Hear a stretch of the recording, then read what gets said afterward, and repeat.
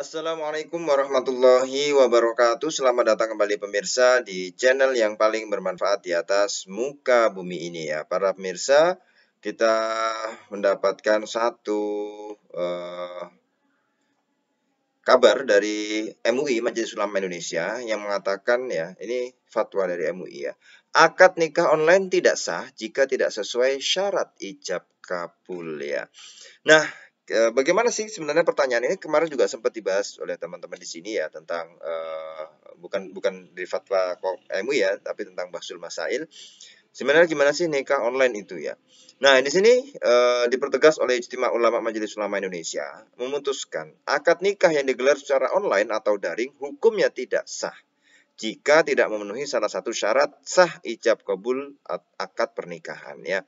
Ketua MUI Asroruni M. Soleh mengatakan keputusan itu merupakan hasil forum Ijtima Ulama yang digelar MUI di Hotel Sultan Jakarta sejak Selasa hingga hari ini Kamis ya, 11 November. Jadi penjelasannya adalah akad nikah secara online hukumnya tidak sah jika tidak memenuhi salah satu syarat sah ijab kabul akad pernikahan, yakni dilaksanakan secara ittihadul majlis. Ya, ini jadi ittihadul majlis ini adanya satu berada dalam satu majelis. Ya ini ya. Nah ini syaratnya ini ya. Syarat sah ijab kabul akad pernikahan ittihadul majlis dengan lafadz yang sharih jelas dan ittisal bersambung antara ijab dengan kabulnya. Saya nikahkan itu langsung saya terima nikahnya itu ittisal. Ya. Ya itu dengan lafadznya juga yang jelas, tapi kemudian dalam satu majelis itu satu pertemuan, ya gitu ya. Nah, seperti itu syarat-syaratnya ya. Di kata beliau di Hotel Sultan Jakarta Kamis 11 November.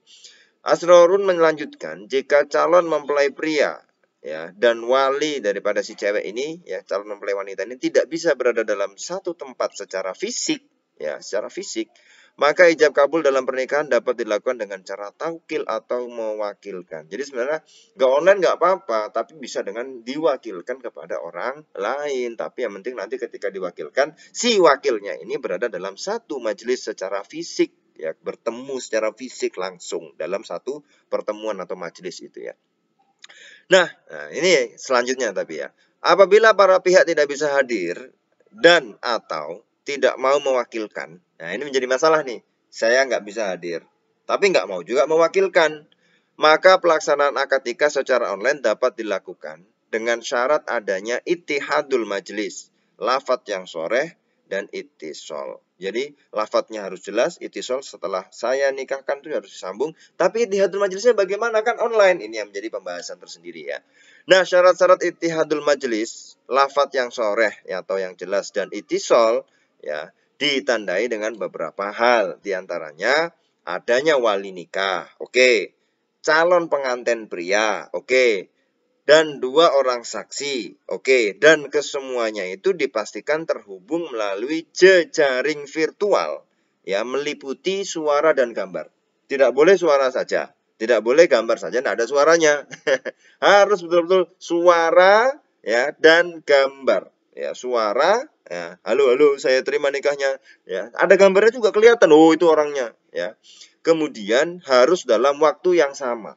Jadi harus betul-betul on time, artinya sekarang ya sekarang gitu ya, tidak boleh nanti disambung lagi dengan selanjutnya di tempat lain ya, waktunya nggak sama, nggak boleh, harus dalam waktu yang sama. Ya, serta terdapat jaminan kepastian tentang benarnya keberadaan para pihak. Nah ini mungkin kalau bisa saya tambahi ya, jaminan kepastian ini dari mana?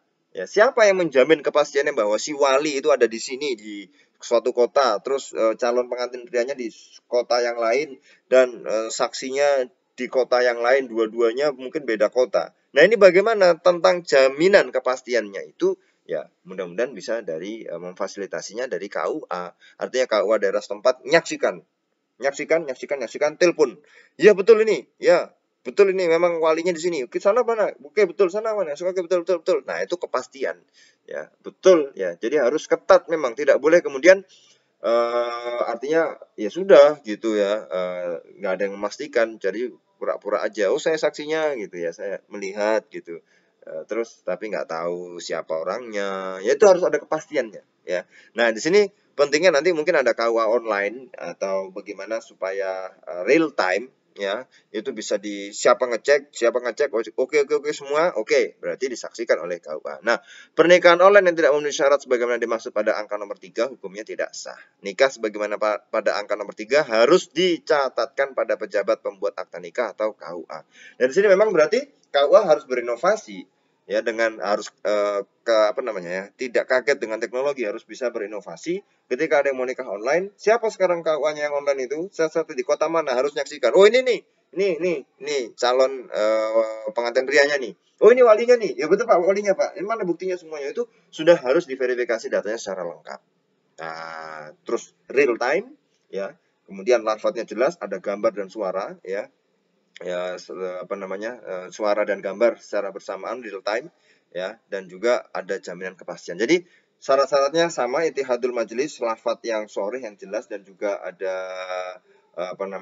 itisol ya. Itisol itu langsung dijawab antara ijab dan kabul ya, dan syaratnya harus ada wali nikah, calon pengantin pria, 2 orang saksi, yang orang-orang ini ya itu terhubung melalui virtual, melalui gambar dan suara. Berarti 1 terhubung virtual gambar, 2 terhubung virtual secara suara. Harus dua-duanya nih ya. Kemudian harus real time dalam waktu yang sama, ada kepastian, ditambah syaratnya 4 ya. Itu supaya ittihadul majelisnya bisa tercapai, kemudian lafadz yang jelasnya juga bisa tercapai, tidak ada gangguan sinyal ya, dan juga ada tadi 2 orang itisolnya tadi ya, ijab dan kabulnya langsung nyambung tadi, itu juga bisa tercapai karena real time ya. Jadi ada 3 syarat ya, 4 syarat, harus ada suara, harus ada gambar, kemudian real time saat ini juga, kemudian ada kepastian yang berkas-berkas itu sudah diverifikasi oleh kalau bisa ditambahi itu KUA setempat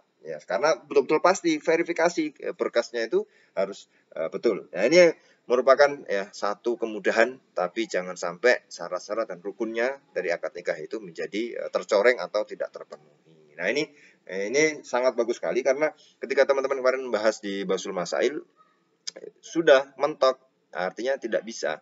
Yang kami temukan itu adalah, sampai lupa apa ya, yang kami temukan itu adalah bahwa akad nikah itu memang ittihadul majelis itu harus tatap muka. Harus tatap muka, yang mana tatap muka ini ya bisa sebenarnya kalau mau, kuncinya adalah diwakilkan. Silahkan kalau mau diwakilkan, taukil ya, itu bisa mengutus orang ya, atau dengan surat ya. Kalau madhab lain ada dengan surat saja sudah cukup gitu, tapi madhab yang lain menganggap surat belum cukup. Nah di Mausu'al Fiqhiyah itu ya, dari punyanya Dr. Wahbah Zuhaili, yaitu juga ada satu sebenarnya yang kemudian kesepakatan para ulama yang kontemporer, yaitu bisa, tapi ya dengan syarat-syaratnya itu yang agak rumit juga sebenarnya ya. Ini yang kemudian sebenarnya hampir sama dengan apa yang dikatakan oleh MUI tadi ini. Cuma ketika saat itu ya fatwa itu dibuat, itu belum teknologi belum secanggih sekarang. Jadi itu hanya lewat telepon. Jadi hanya lewat telepon. Ya, jadi lewat telepon, yang itu teleponnya bisa banyak atau macam-macam. Nah, itu pun ya kalau nggak salah ya, itu satu tempat, tapi satunya itu jauh. Jadi saksi ada di satu tempat, calon pria ada di satu tempat, atau walinya yang jauh, atau calon pengantin prianya yang jauh ya.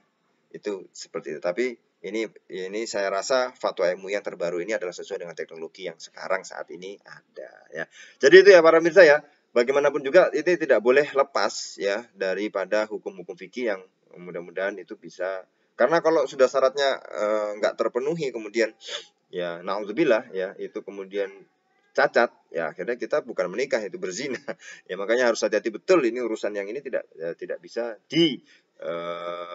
ada satu kaidah dalam usul ya, segala sesuatu yang berkaitan dengan mohon maaf ya, sesuatu yang berkaitan dengan pernikahan ya, ibaratnya seperti itu, tidak bisa atau harus betul-betul lengkap ya, tidak bisa disamakan dengan akad yang lain ya. Akad tentang pernikahan itu tidak bisa disamakan dengan akad yang lain ya. Kenapa?